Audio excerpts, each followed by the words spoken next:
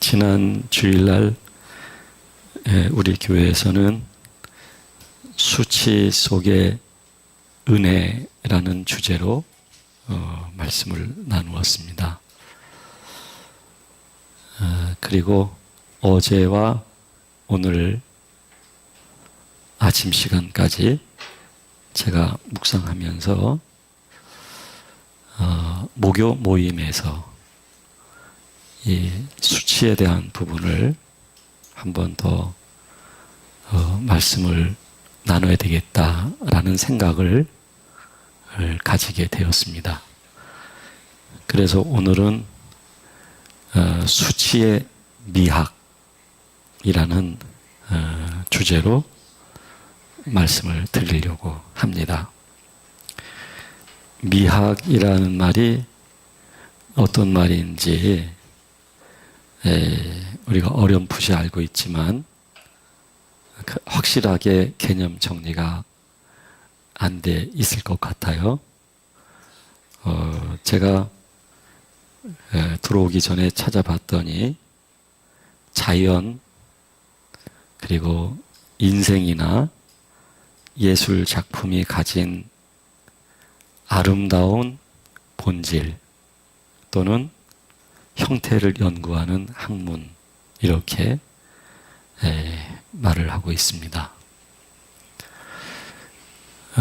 저는 수치 자체를 미학으로만 보고 싶지는 않아요. 자칫 잘못하게 되면 수치를 오히려 합리화시키거나 정당화시킬 수 있는 오해가 있을 것 같기 때문에 그렇습니다.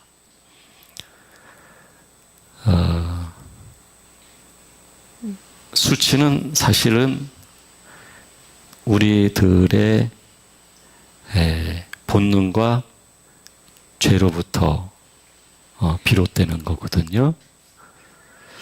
그래서 더 많은 수치를 경험하십시오 라는 뜻으로 말씀드리는 것은 결코 아닙니다. 그것은 더 충실하게 본능대로 살라는 이야기가 될 것이고, 그리고 더 많은 죄를 지으라는 말로 아마 대신할 수 있을 것 같아요. 결코 그렇지는 않습니다. 그러나 우리가 하나님과 너무 독립된 존재가 돼버리고 말았어요. 그래서 하나님을 거부하는 그런 사람들이 돼버렸어요. 하나님을 싫어하는 사람이 된 것이죠. 제가 항상 그런 말씀 드리죠. 우리들이 굉장히 하나님과 친밀하다라고 우리가 생각하고 있잖아요. 그래서 누가 하나님을 향해서 경건치 않은 말을 하면 우리가 적극적으로 변호를 하잖아요. 심지어는 화를 내면서까지 우리가 설득하려고 애를 쓰거든요. 상대 입장에서 우리를 보면 하나님을 믿는 사람으로 생각할 것이고, 하나님을 향한 적극적인 편이다 이렇게 아마 생각할는지는 모르지만, 또 우리들 자신이 하나님 편이다 라고 생각하고 있을지는 모르지만, 그러나 우리는 본능적으로 하나님을 거부하는 그런 속성을 아직 갖고 있어요. 하나님을 싫어하는 속성을 가지고 있어요. 아직도 하나님을 필요로 하지만, 하나님을 의지하지만 내 힘을 더 의지하고 내 생각대로 살아가고 내 본성대로 살아가는 그런 부분들이 우리에게 굉장히 많아요. 그래서 우리가 말에 실수를 하는 거고 상처를 주는 거고 모든 사람에 대해서 용서와 사랑보다는 미움과 그리고 정죄, 비판을 하는 거죠. 싫은 것에 대해서 분명하고 단호하고 그런 부분들이 하나님을 거부하는 속성이 우리들에게 있기 때문에 그러는 거죠. 그래서 우리는 본능적으로 죄를 지을 수밖에 없는 그런 사람들이에요. 그래서 죄를 지을 때마다 우리는 불편하지요. 근데 이 죄도 중한 죄에 대해서는 우리가 굉장히 부담스러워하지만 우리가 생각할 때 가벼운 죄는 아주 평범하게 넘어가는 일이 굉장히 많아요. 그러니까 우리가 아직은 죄의 문제에 대해서 청산되지 않은, 따라서 우리의 본성에 굉장히 충실한 그런 존재로 우리들이 살아가고 있는 게 사실이거든요. 그래서 우리는 죄를 짓고 그리고 살아가는 그런 존재가 돼버리고 말았는데, 그거는 어쩌면 당연할 수 있어요. 우리가 죄를 짓는 그것이 아직도 하나님과 독립된 존재이기 때문에 하나님과 구별된 독립된 존재로 있다고 한다면 그러면 죄를 지을 수밖에 없죠. 모든 것이 다 죄를 짓는 그런 삶이 될 수밖에 없죠. 그렇게 이제 죄를 짓게 됐을 때 우리는 부끄러움을 느끼는 경우가 있거든요. 그 부끄러움을 뛰어넘어서 굉장히 수치스럽게 생각할 수가 있고요. 그런데 하나님께서는요, 우리들이 죄를 범하도록 원인자의 역할을 하시는 분은 아니시지만 우리로 인해서 죄를 짓게 되지만 하나님은 죄를 짓는 그것에 대해서 때로는 적극적으로 막아주시지는 않는 것 같아요.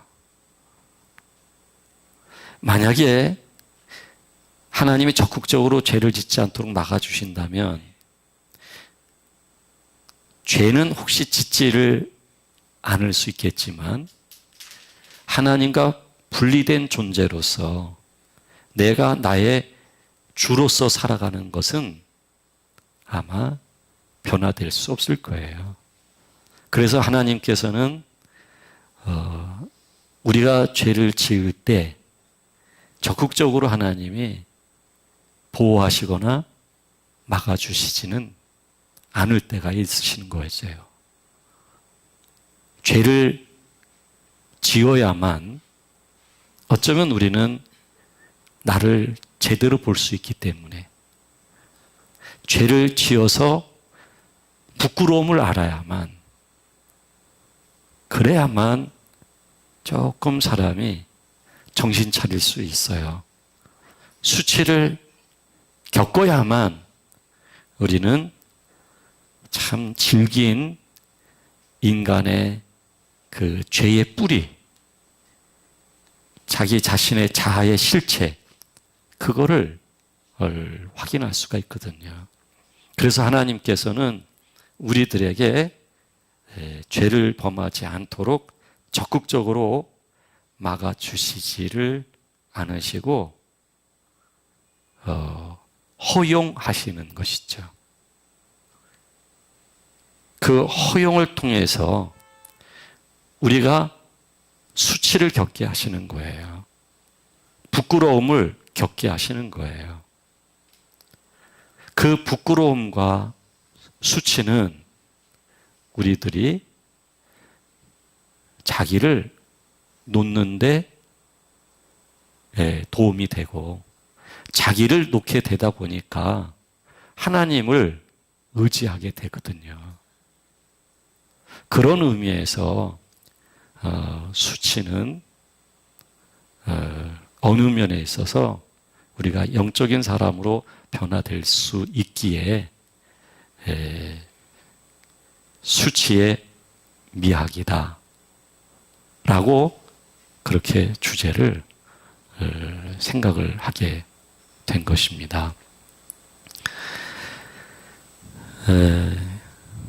구약 성경을 이렇게 보게 되면 이스라엘 백성들이 참 어떻게 그렇게 지치지도 않아요. 하나님을 배신하고 배반하는 게 지치지도 않아요.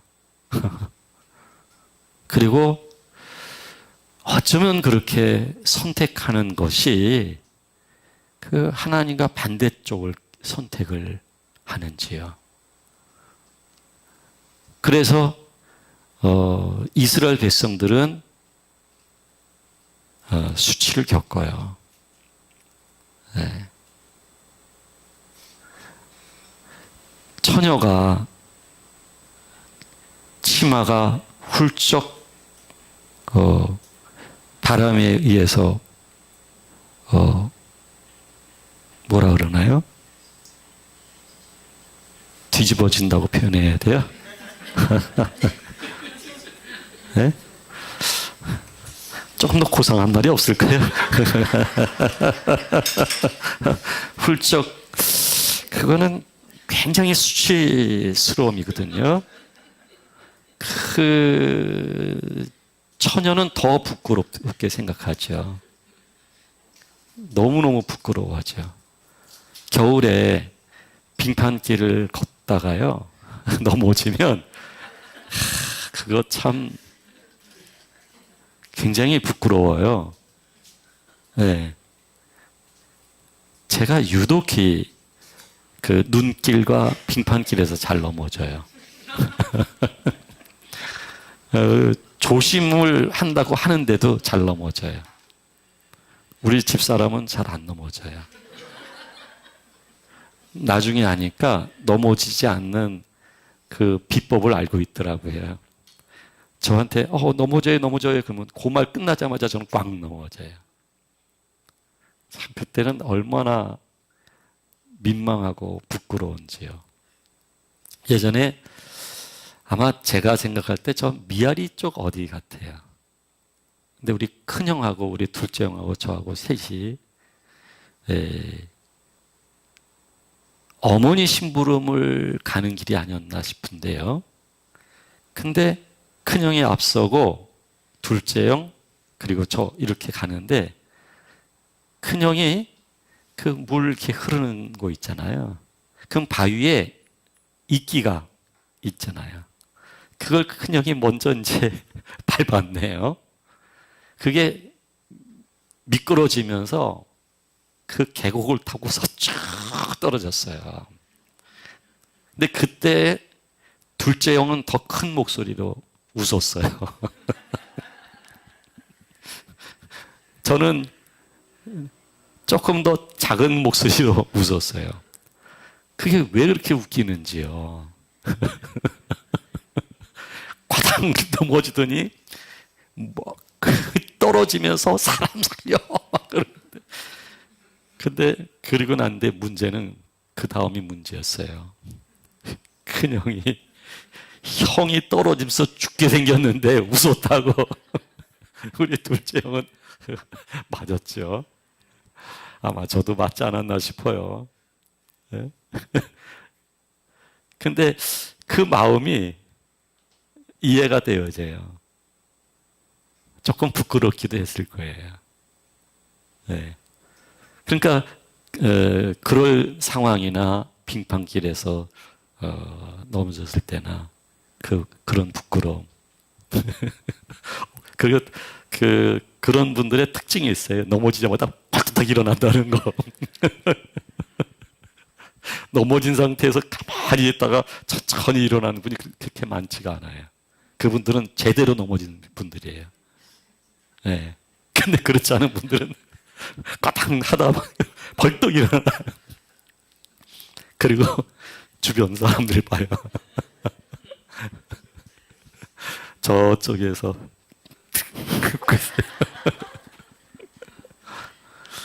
그것도 굉장히 부끄러워하는데, 근데 처녀의 치마가 그렇게 휘날리게 되면 그거는 부끄러움의 수준이 아니죠. 수치스러움이죠. 근데 하나님이 유다를 그렇게 수치를 겪게 하시겠다 그러셔요. 왜냐하면 유다가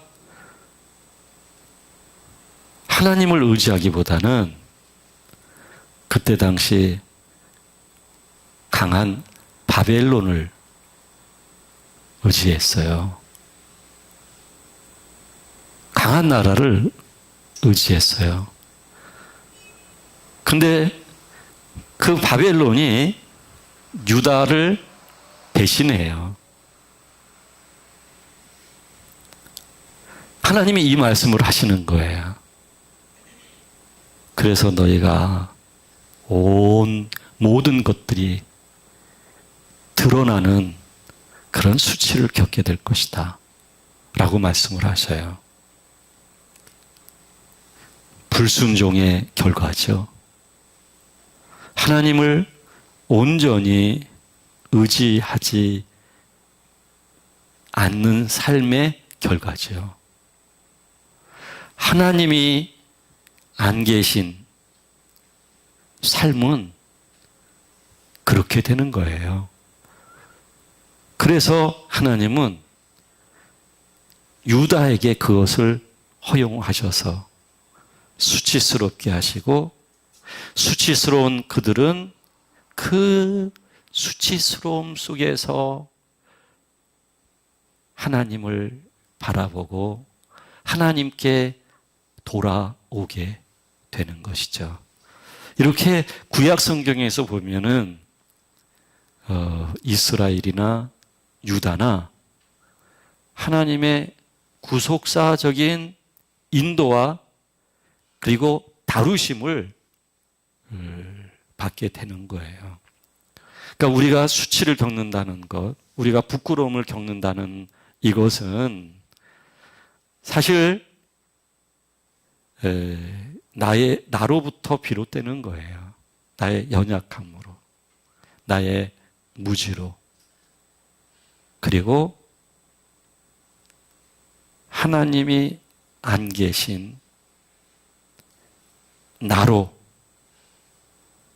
하나님을 거부하고 외면하고 하나님과 완전히 독립된 방향을 추구해 가기 때문에, 그래서 우리가 부끄러움을 겪는 거예요. 수치스러움을 겪는 거예요. 그러면 우리는 몹시 괴롭지요. 성경에 보니까 말이죠, 그 수치가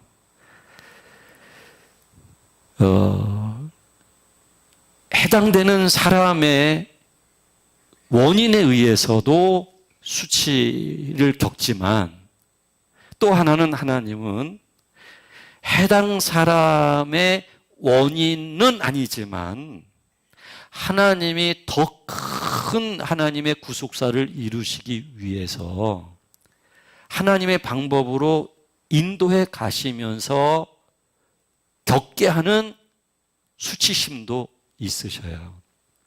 이를테면 조금 전에 말씀드렸던 유다 경우는 유다인들의 원인으로부터 비롯된 수치였다고 한다면 요셉과 같은 경우 감옥에 갔죠. 그런데 요셉은 자기의 진실을 믿어줄 사람은 없어요. 오직 자기 한 사람뿐이에요. 그리고 요셉은 그 제목으로 감옥에 가요. 사실 여부를 떠나서 이것은 이런 삶을 겪는 요셉에게 있어서는 엄청난 수치예요. 부끄러움이고요. 그러니까 성경적으로 보게 되면 두 가지 양상이 있는 거예요. 하나는 나로부터 비롯되는 게 있고, 또 하나는 하나님의 구속사에 하나님의 인도 속에서 주어지는 수치심도 있고, 이 두 가지는 우리들에게 병행해서 나타날 수가 있어요. 물론 상당 부분이 우리로부터 비롯되어지죠. 그러나 영적으로 우리가 성숙해 있을 때에 하나님으로부터 하나님이 허용하시는 수치심을 겪을 때도 있어요. 근데 우리는 나로부터 비롯되어진 수치심인데도 불구하고 우리는 그걸 못 견뎌 하지요. 못 견뎌 해요. 그걸 감추려고 해요. 왜냐하면 부끄러우니까요. 너무 수치스러우니까 그 수치스러움을 드러내 보이고 싶지가 않는 거예요, 우리는. 그러니까 자꾸 그것을 감추는 거예요. 드러날까 봐. 그래서 거짓말을 하는 거죠. 필요 이상으로 위장을 하고 그러는 것이죠. 그러니 우리가 하나님의 구속사라고 하는 하나님의 뜻을 이루시기 위한 인도 과정 속에서 주어진 허용된 수치스러움이 주어졌을 때 우리는 더 반발하죠. 왜? 표면적으로는 나로부터 원인이 주어진 게 아니니까요. 그러니까 억울한 거죠. 우리는 그런 억울함을 조금도 못 참아 해요. 자기로부터 비롯된 것도 못 참아 하는데 그때도 누군가에게 책임을 자꾸 전가하거든요. 나는 그럴 생각이 없었대요.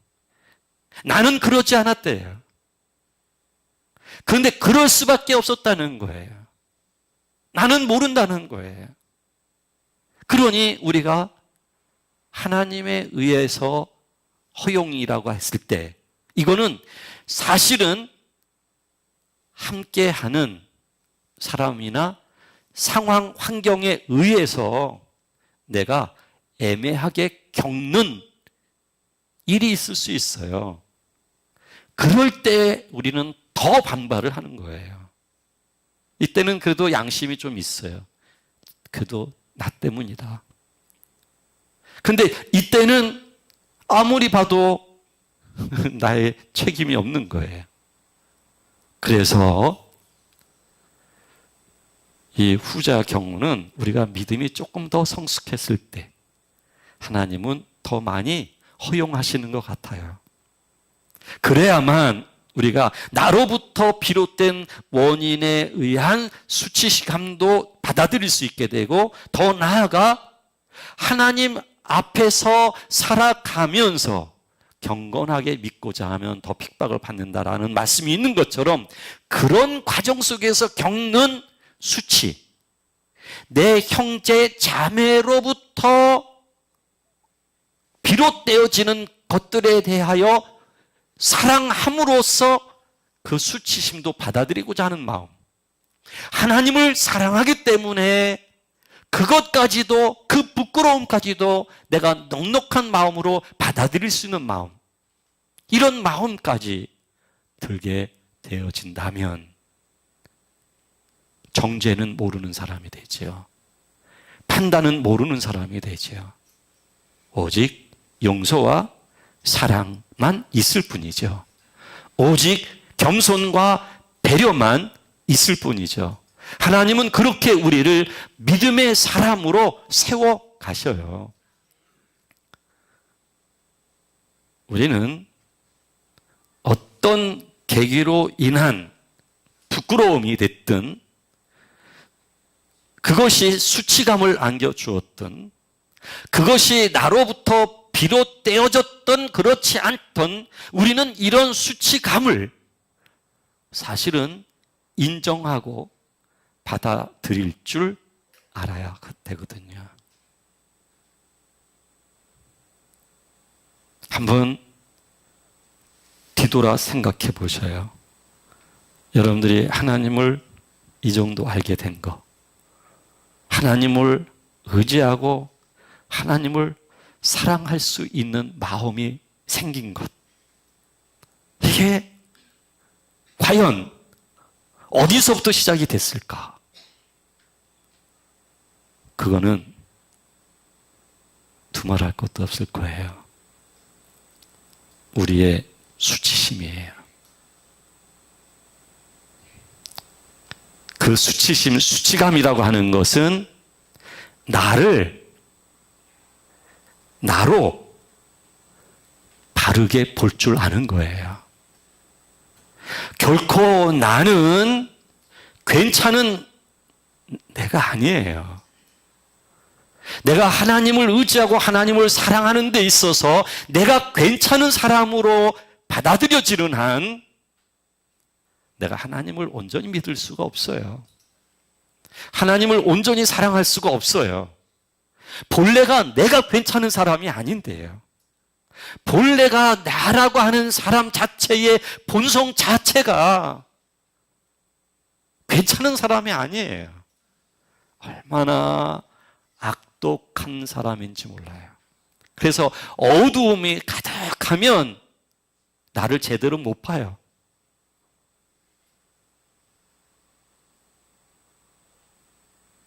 제가 이번에 우리 가족과 함께 옛날 살던 곳과 또 제가 많은 분들과 만남을 가지면서 하나님을 나누었던 그런 장소들을 이렇게 좀 돌았어요.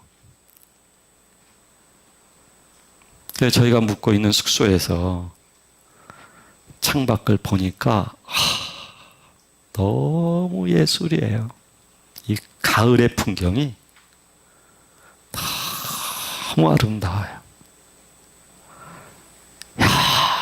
저만 볼 수가 없어서 우리 집사람 그리고 우리 딸까지 이 아름다움을, 이 아름다움, 이 하나님의 위대한 그 아름다움을 보라고 그랬어요. 그리고 이제 나갔다가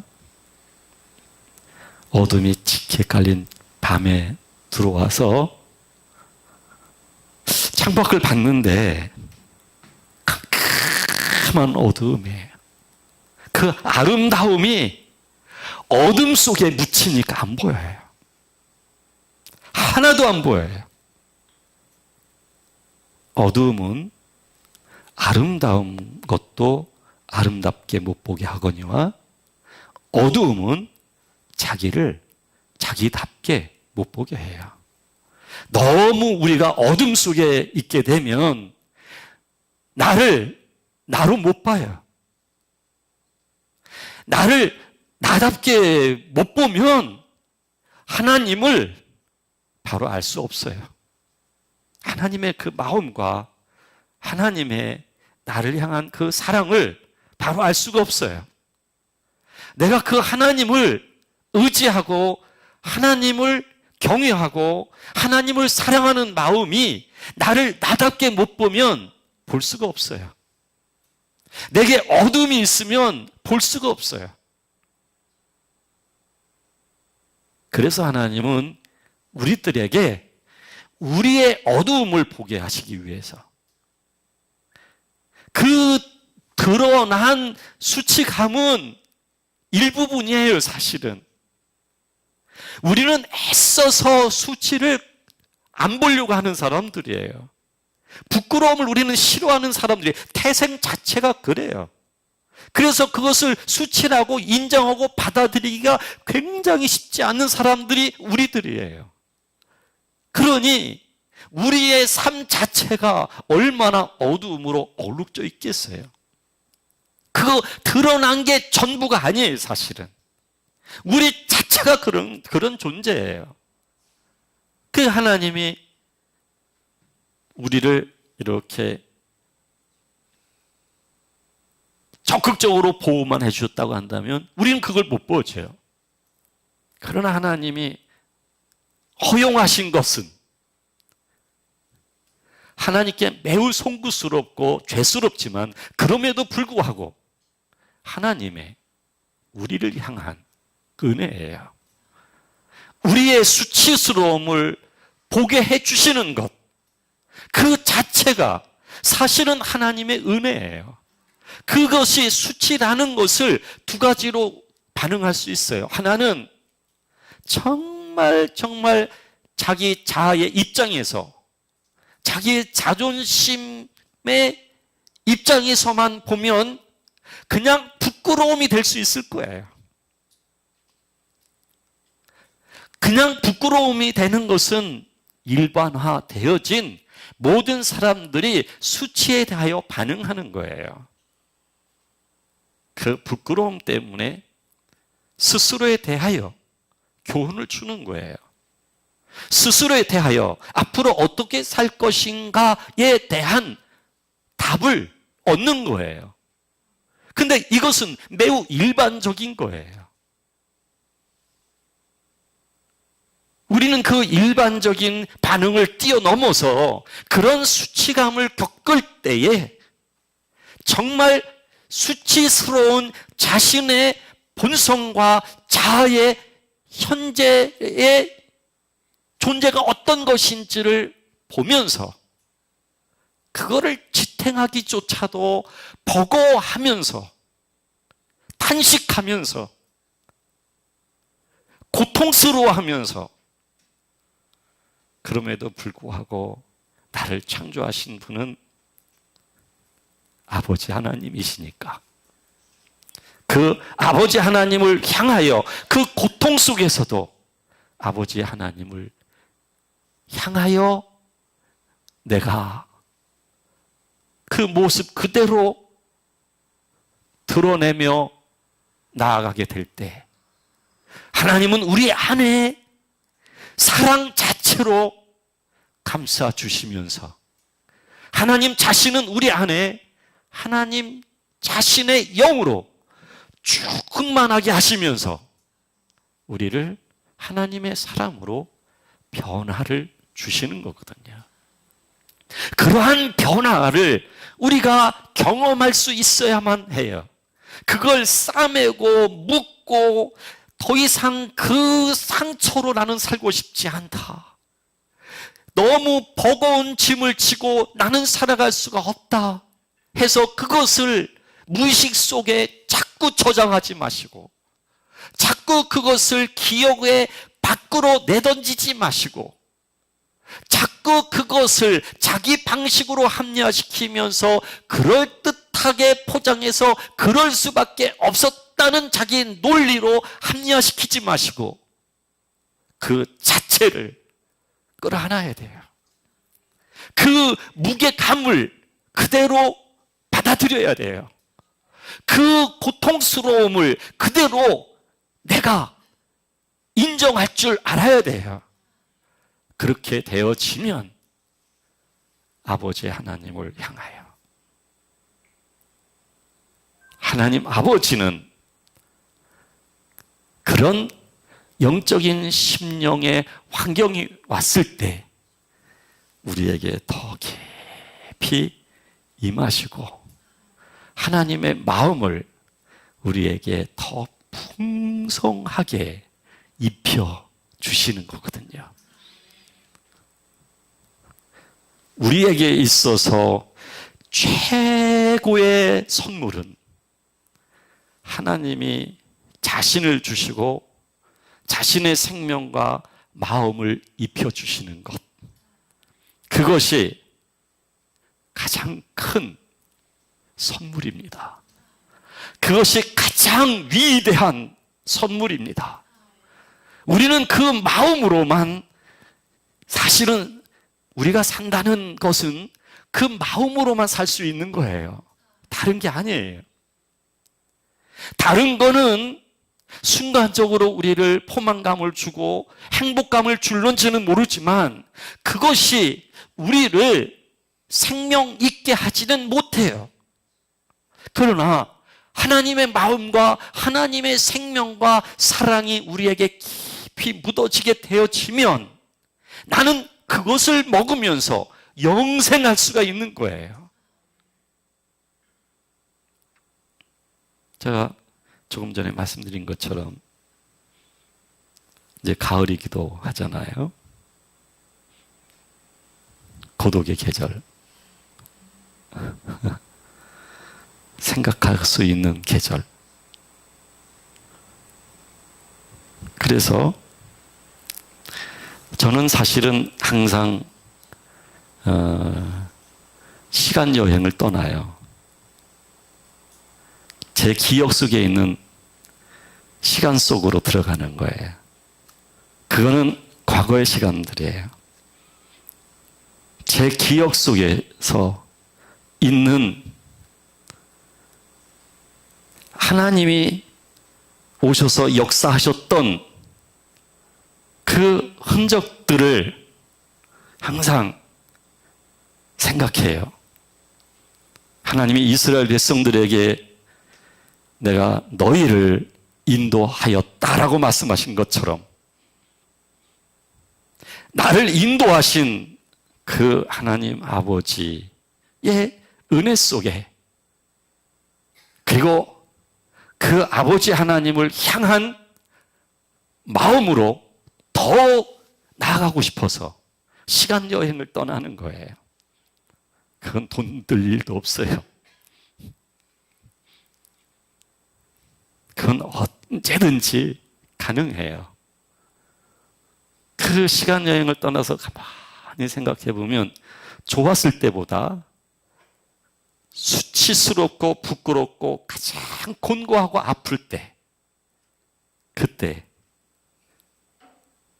그 아픔이, 그 수치감이 저를 지금 시간 여행을 떠나서 그 느낌을 제가 지금 받다 보니까 그 짐 때문에 눈물이 나는 것이 결코 아니에요. 그때 하나님의 은혜, 하나님의 기다림, 하나님의 사랑, 그 마음들, 그 은혜들이 와닿으니까요. 그래서 시간 여행을 자주 떠나요. 근데 이번에는 가족들과 함께 공간 여행을 떠난 거예요.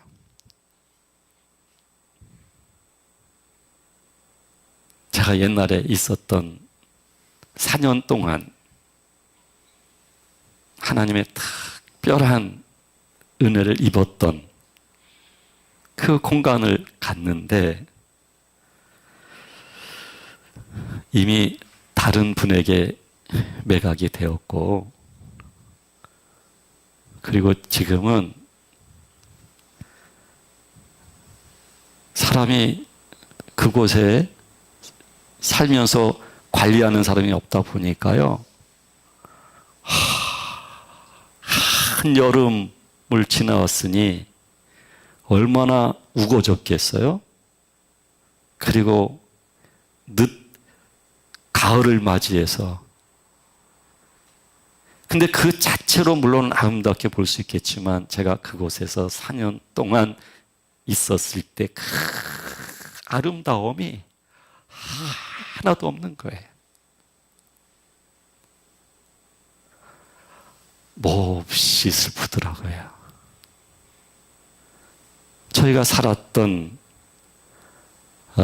거실, 제가 기도했던 방까지도 조심스럽게 한 발 한 발 옮기면서 들어가서 이렇게 봤어요.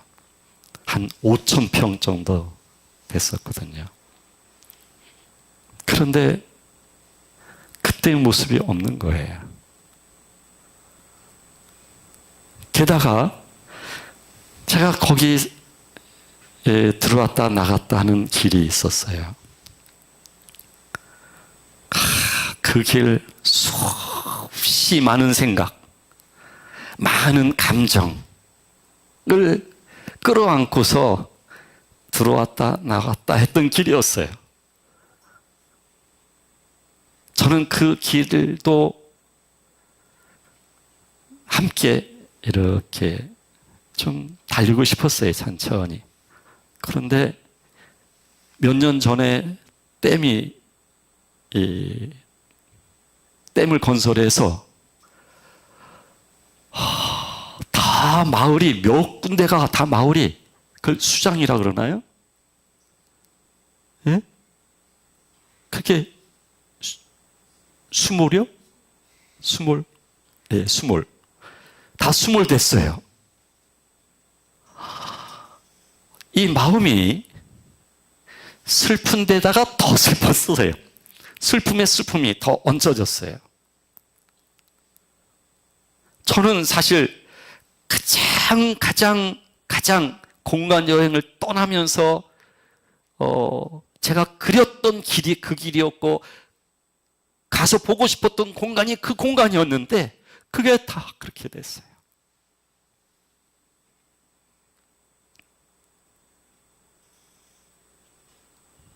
그리고 한때 의사 선생님 그리고 학교 선생님 이분들하고 일주일에 한 번씩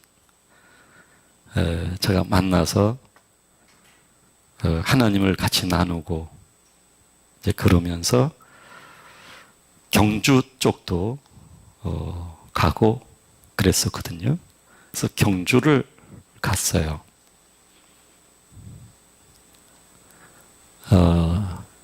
신라, 옛날 그 신라였죠. 경주가.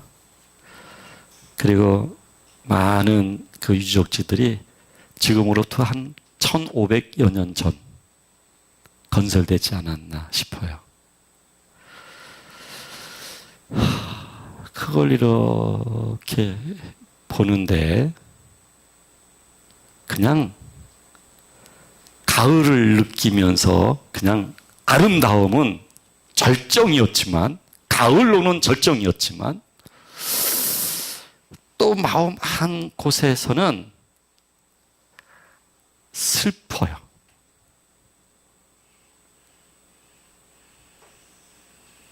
그때 사람들은 없어요.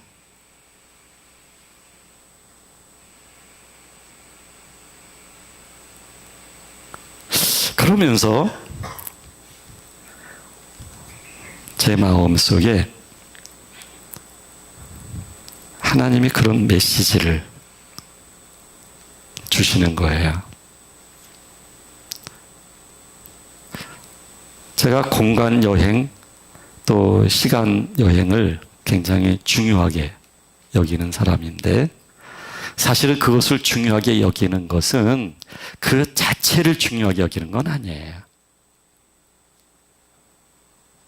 그건 이미 과거니까요.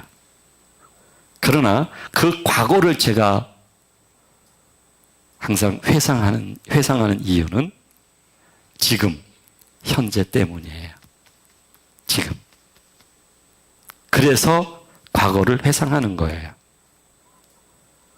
그런데 제가 가보고 싶었던 것도 폐허처럼 됐죠?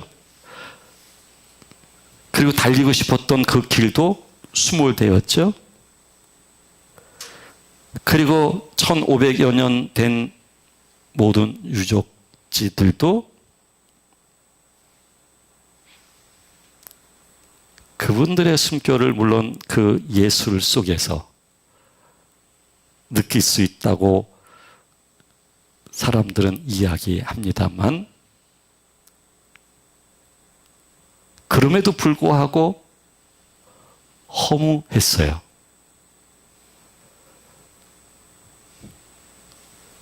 그러면서 생각되어지는 것은 뭐냐면, 중요한 것은 지금이다 라는 거예요. 지금. 과거를 회상하는 것도 지금을 위해서 회상하는 거예요. 내가 지금 내가 하나님을 향해서 어떤 심령의 사람이냐, 내가 지금 하나님을 얼마만큼 사랑하느냐, 내가 지금 그 하나님의 기쁨을 쫓는 것을 얼마나 기뻐하느냐, 이게 중요한 거예요.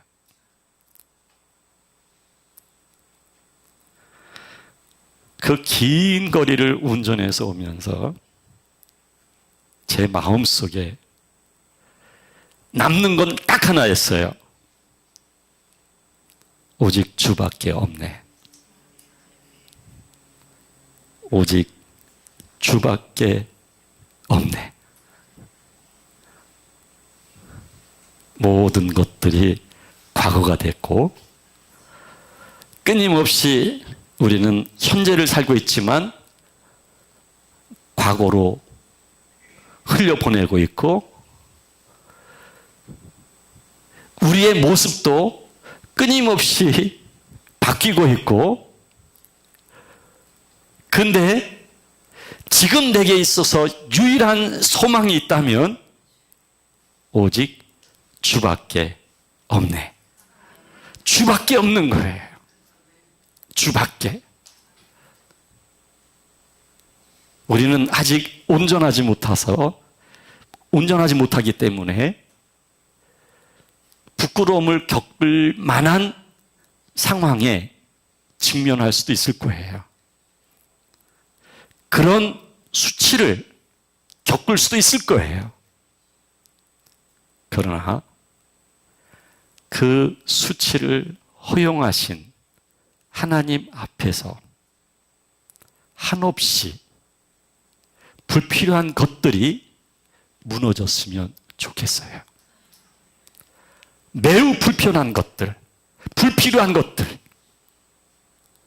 내가 나로 자부심을 느낄 만한 것들, 내가 나를 자랑할 만한 것들, 내가 살면서 얻는 기쁨이 될 만한 것들,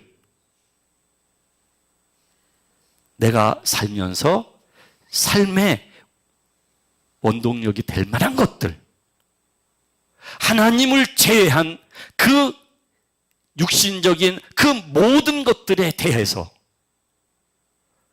그런 수치들이 허물 수 있고, 그 수치스러움을 통해서 내가 하나님의 사람으로 온전히 세워졌으면 좋겠어요.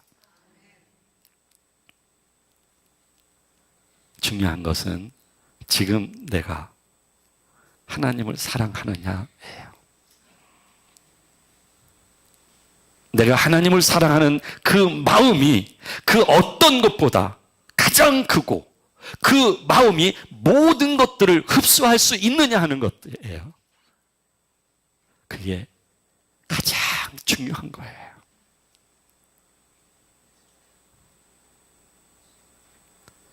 하나님 마음 속에 흠뻑 그렇게 흡수가 됐으면 좋겠습니다.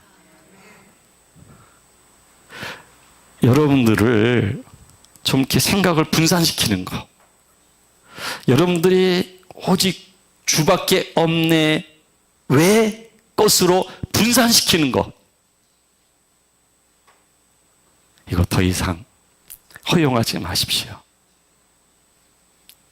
나태해서도 안 됩니다. 내가 지금까지 살아왔던 삶의 방식으로 그렇게 관성적으로 살아가는 것도 안 됩니다. 이제는 내가 주님을 사랑하는 마음, 이젠 어려운 일이 아니에요.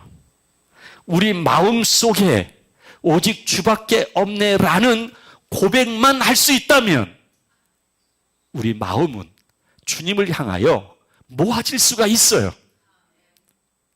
그래서 아무리 부정적인 것들이다 할지라도 부정적인 것이 부정적으로만 끝나게 하지 않고 그 부정적인 것을 통해서 하나님을 오히려 사랑할 수 있는 영적인 사람으로 변화될 수가 있는 거예요. 하나님은 그렇게 우리를 인도하십니다. 하나님을 향한 마음 모으시기를 간절히 부탁합니다. 기도하겠습니다.